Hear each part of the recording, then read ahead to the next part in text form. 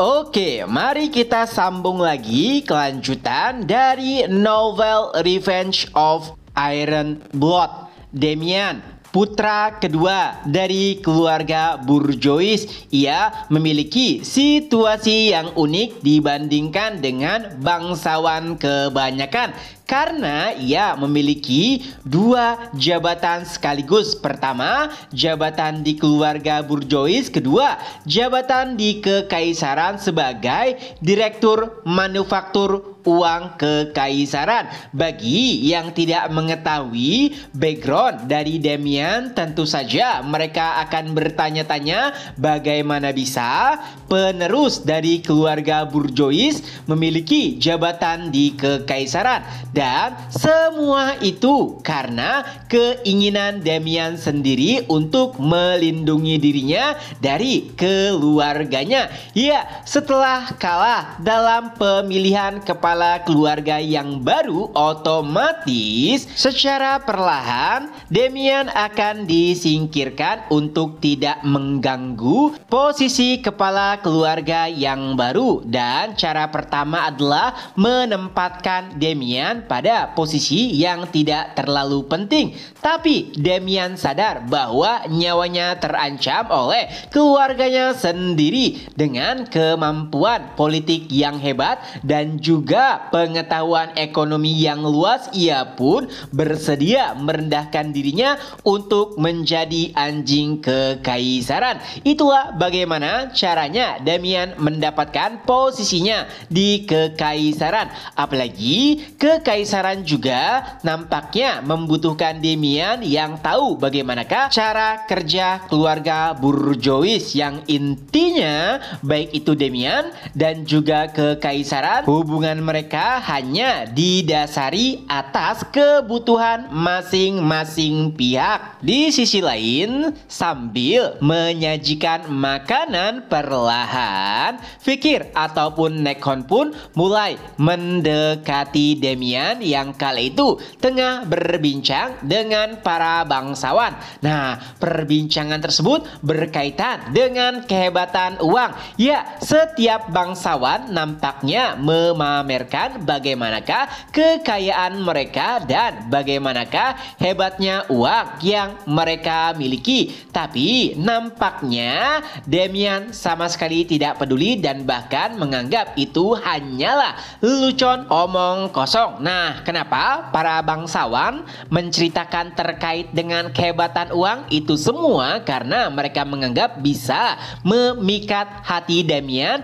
yang menjadi direktur manufaktur uang, yang artinya ialah yang bertanggung jawab atas peredaran uang di kekaisaran. Nah, karena Damian tiba-tiba meninggalkan para bangsawan, tentu saja mereka bertanya-tanya, ada apa dengan direktur Damian? Apakah ia sedang sakit atau tidak enak badan? Lalu seseorang pun berkata, mungkin apakah ia masih memikirkan terkait dengan putrinya Juliet? Nampaknya argumen tersebut adalah yang paling masuk akal. Padahal Juliet masih muda, tapi Damian sama sekali belum bisa melupakannya. Dan pada akhirnya Damian pun menyendiri sambil menatap indahnya suasana malam di kekaisaran, hingga ia pun teringat kembali terkait dengan perbincangan para bangsawan sebelumnya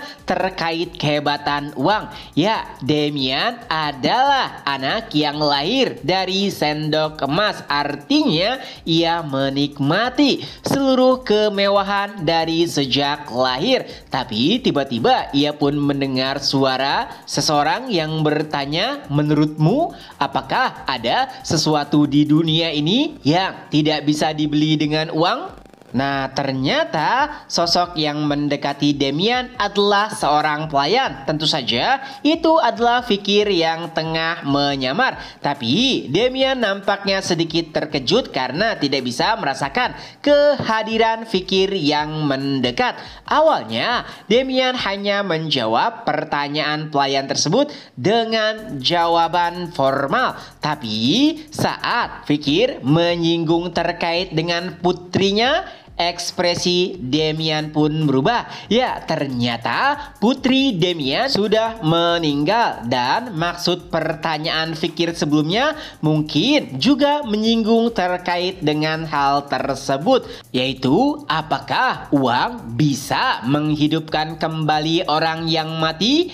Tentu saja itu membuat Damian murka. Tanpa ragu, ia pun mengeluarkan aura membunuh yang kuat dan tidak segan untuk mengirimkan Fikir atau si pelayan ke tempat putrinya berada. Saat itu pula sebuah pedang pun melesat ke arah leher Fikir, tapi tentu saja serangan tersebut bisa dihentikan dengan mudah. Ya, Fikir menggunakan Beelzebub untuk menahan serangan Damian, dan saat itu pula Damian pun langsung tahu bahwa pelayan yang ada di hadapannya yang mengenakan topeng kucing adalah Nekon yang tengah menyamar. Nah, keluarga Bourgeois sendiri berbeda dengan bangsawan besar kekaisaran lainnya. Sebagai contoh, Baskerville yang unggul dalam berpedang, lalu keluarga User yang unggul dalam busur fana, keluarga Leviathan yang unggul dalam racun. Keluarga Bourgeois tidak memiliki keunggulan apapun dalam hal bertarung, hanya saja mereka memiliki uang, di mana di mata keluarga Bourgeois uang adalah segalanya. Dengan uang mereka bisa membeli senjata apapun yang mereka mau dan bisa membuat keturunan mereka menjadi keturunan yang hebat dan handal dengan cara menikahkannya pada petarung yang hebat. Jika kurang, mereka bisa menyewa mentor yang hebat pula agar dididik dalam hal pertarungan. Tapi tentu saja itu masih kurang jika dibandingkan dengan kekuatan dari keluarga bangsawan lainnya. Hanya saja Fikir nampaknya begitu terkejut setelah menahan serangan dari Damian. Ia bahkan sampai berkata, "Siapa sangka ternyata kau kuat."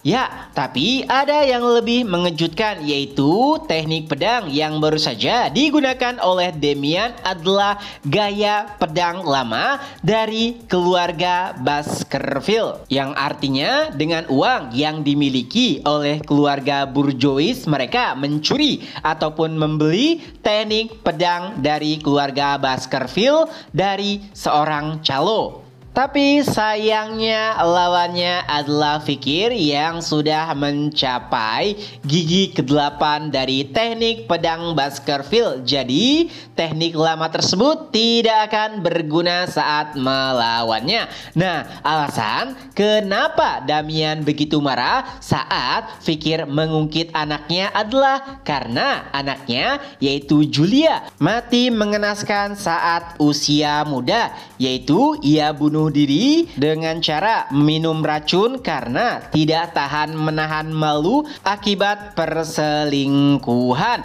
Tentu saja Damian tidak ingin mengingat masa kelam tersebut. Itulah kenapa ia begitu murka saat kisah anaknya diungkit kembali. Nah, karena serangan awalnya tidak berguna, pada akhirnya Damian pun sedikit serius dan ia pun mengeluarkan teknik yang lebih mengejutkan lagi, yaitu gerakan keempat atau gigi keempat dari pedang Baskerville. Tapi lagi-lagi lawannya adalah Fikir. Ia bahkan sudah pernah melawan ahli pedang terhebat di keluarganya, yaitu Kane Corso. Jadi bukan masalah besar saat berhadapan dengan pedang Damian yang dipelajari secara otodidak. Saat itu pula Damian pun terkena serangan balik dari Nekon dan ia pun sadar bahwa nampaknya Nekon bukanlah lawannya, karena secara kekuatan mungkin ia sama atau jauh lebih kuat dibandingkan dengan Nyonya Ouroboros. Itulah kenapa Damian memutuskan untuk melarikan diri sambil berusaha bertahan dari serangan Nekon selanjutnya. Tapi sayangnya itu hanyalah usaha usaha yang sia-sia karena pada akhirnya pedang Nekon pun berhasil melumpuhkan Damian. Kini ia pun terkapar, tapi berbeda dengan lawan-lawan Fikir sebelumnya yang memohon ampun di ujung kematiannya. Damian nampak begitu pasrah. Ia bahkan sampai berkata, "Aku tidak berkompromi dengan teroris. Jika kau ingin membunuhku, maka bunuh saja." Tapi jawaban dari Nekon juga mengejutkan Damian karena ia berkata, "Sayangnya, walau dari matamu kau nampak seperti tidak memiliki kehidupan, aku sama sekali tidak memiliki niat untuk membunuhmu." Nah, Fikir sendiri ternyata terlambat menyadari hal tersebut. Ia baru saja memahaminya saat mengamati Damian dari dekat. Bagaimana bisa seorang pria yang memiliki pengaruh besar di keluarga burjois dan juga keluarga kekaisaran sama sekali tidak memiliki keinginan untuk hidup. Awalnya Fikir bertanya-tanya sebenarnya apakah alasan dibalik semua itu, dan akhirnya ia pun menemukan jawabannya. Juliet, itulah alasan kenapa Damian berubah. Semua itu bermula setelah Damian kehilangan putri tercintanya. Dengan itu pula chapter pun berakhir. Nah, itulah kelanjutan dari novel Revenge of Ironblood. Semoga terhibur. Ketemu lagi di next video. Bye bye.